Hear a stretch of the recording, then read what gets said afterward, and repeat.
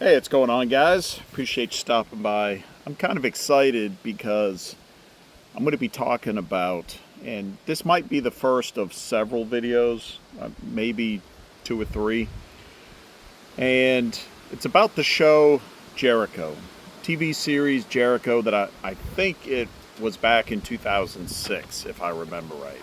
And I can remember back then when I heard it was coming out, and it was about this small fictional town of Jericho, Kansas, that was not far from Denver, Colorado.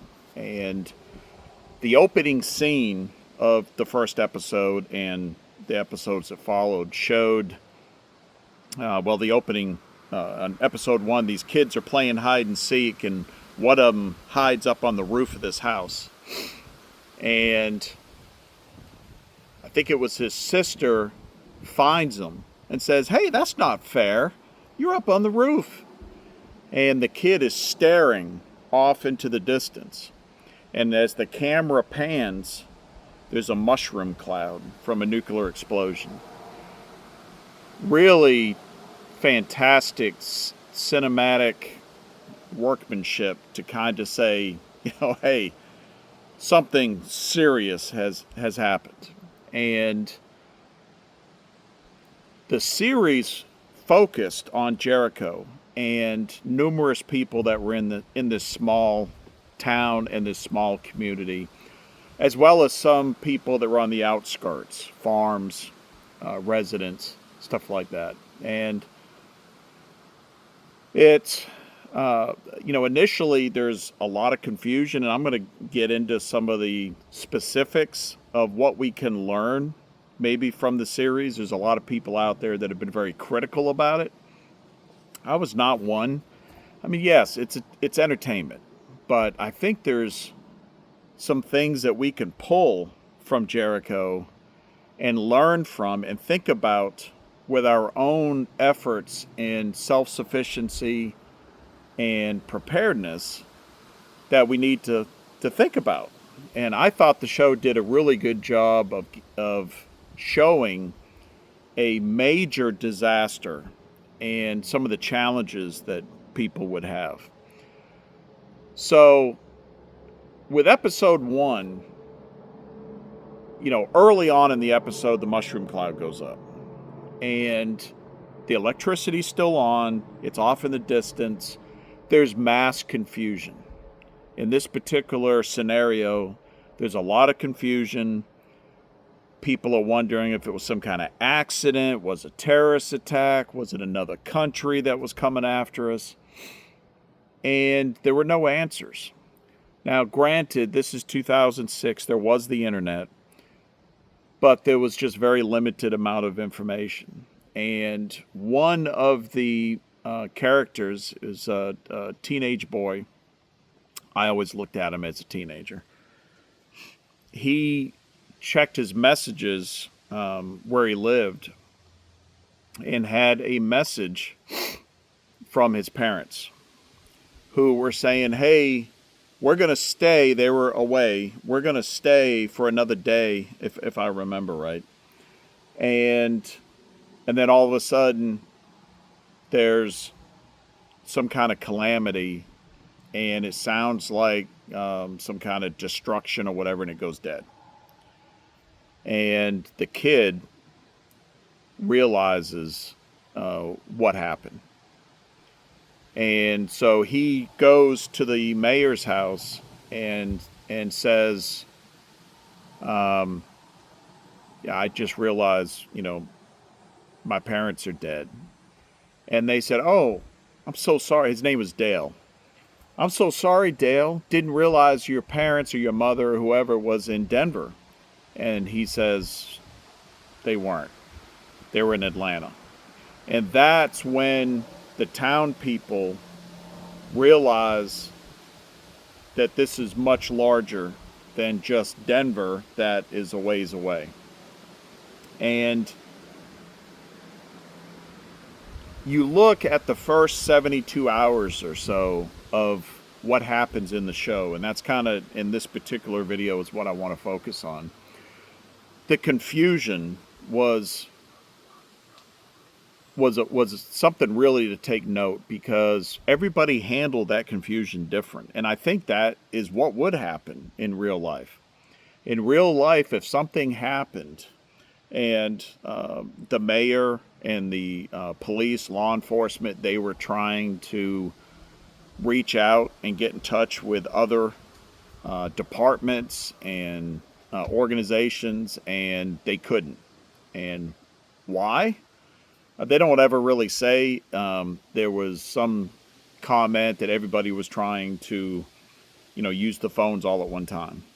It could have been just part of the story, and I don't want to give away too much, but it could have been just part of the story. Communications may have gone down for a reason, a specific reason. And we don't know if it was this way across the whole country, because it focuses on Jericho, Kansas.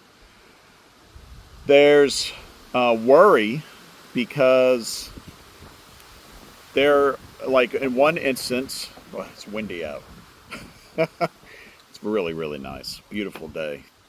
There's a school bus and kids that are away on a field trip.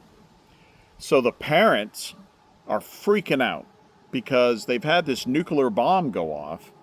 I don't know how far, Denver was from Jericho, Kansas. I don't remember. They may have said it. And, they want their kids and they can't reach them. So, they're going to the sheriff's department and they're, putting pressure on the law enforcement. Meanwhile, law enforcement, there's a small town. They only have so many officers and they're trying to figure out what's going on. Another storyline was that there was, I believe it was a prison bus that was carrying prisoners and got in an accident. And one way or another, these prisoners, a couple of them got away. They were very dangerous. It believed that they may have unalived the sheriff and maybe another deputy. They put on their uniform, started driving around in a police car. So there's that danger of element, which there's a lot of prepper fiction out there that talks about that if something significant were to happen, and you have law enforcement that is at the local jails, but they feel the need to go, because of whatever it is that's happening, they feel the need to go home and be with their family, be with their wife, their husband, their kids, whatever. What do you do with the criminals that are sitting in jail? And in a lot of books, they let them go. And that becomes a storyline because you've just let go people that are potentially guilty of some horrendous crimes. Not a good situation. So that confusion in the first 72 hours is very fast-paced and at all different levels.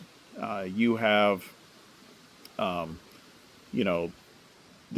this particular case, you have fallout that could be arriving from Denver.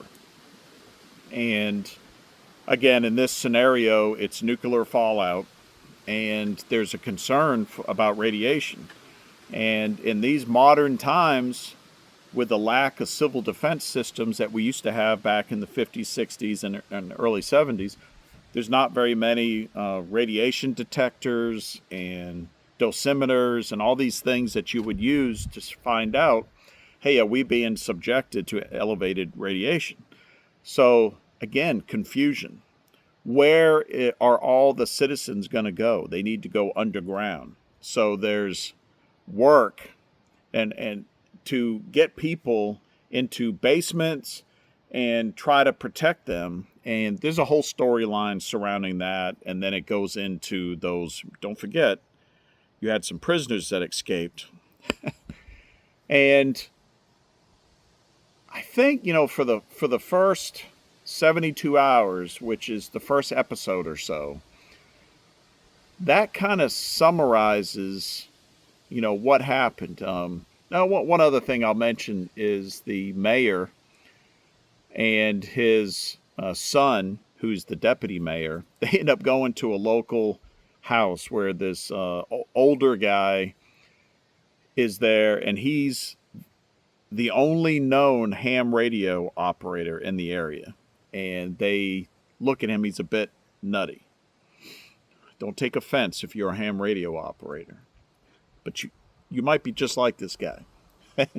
And they go to him, and they're like, hey, we want to, try to reach the governor's office or whatever it is that they asked.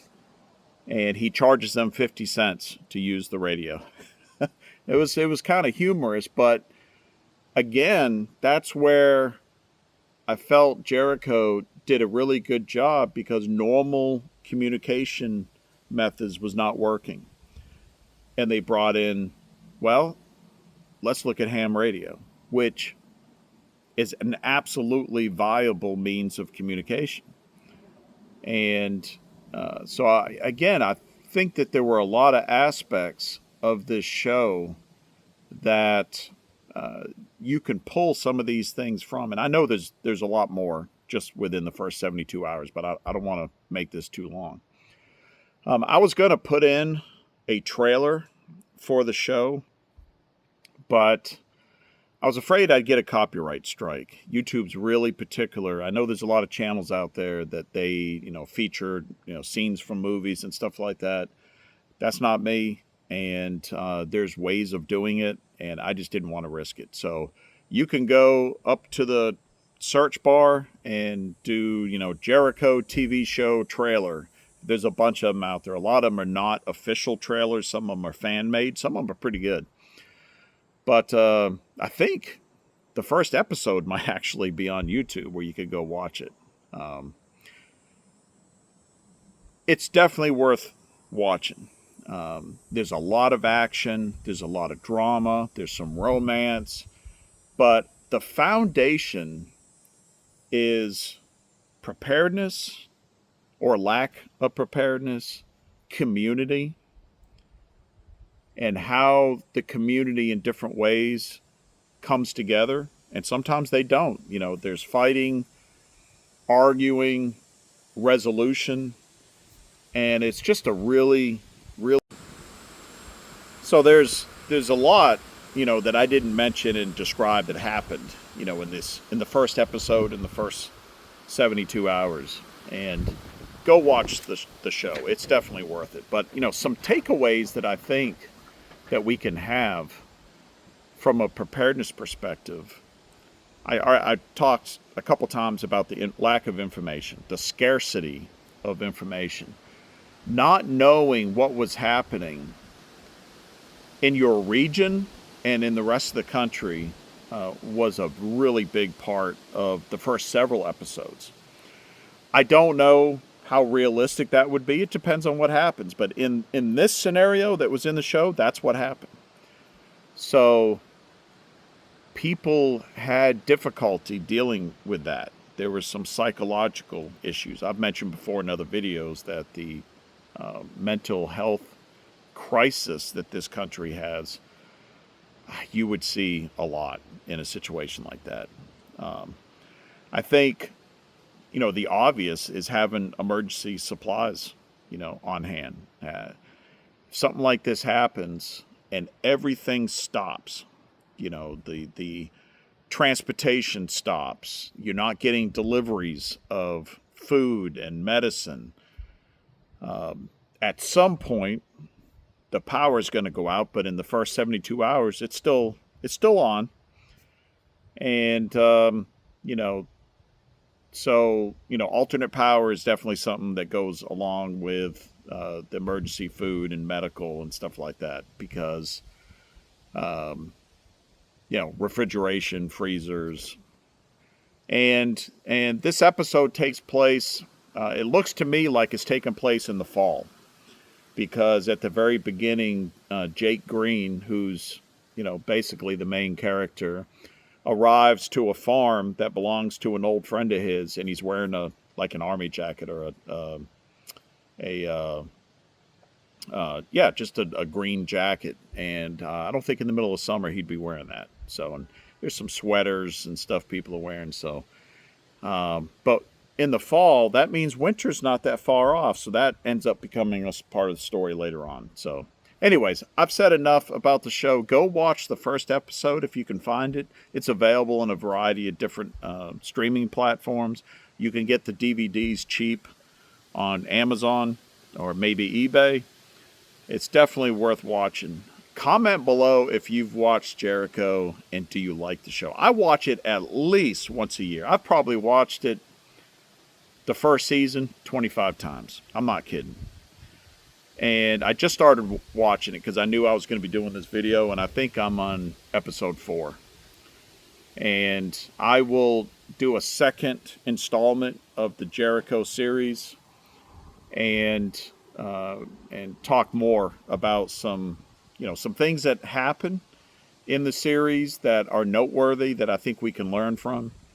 And I'd love to hear what you guys think if you've seen the series and if you took anything away from it, anything you want to share, I'd appreciate it. So that's it. I appreciate you guys stopping by. Hit that like button. Consider subscribing if you haven't. Share this video with somebody that might like the show Jericho and maybe have seen it.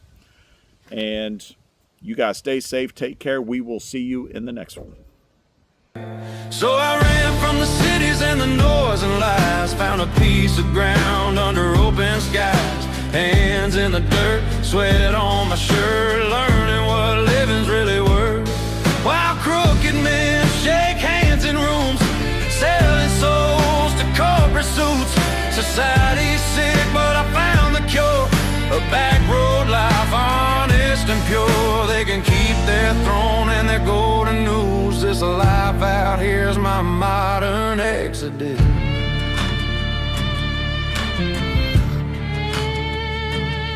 I traded screens for a sunrise, callous palms, blisters, pride, planted seeds where hope was.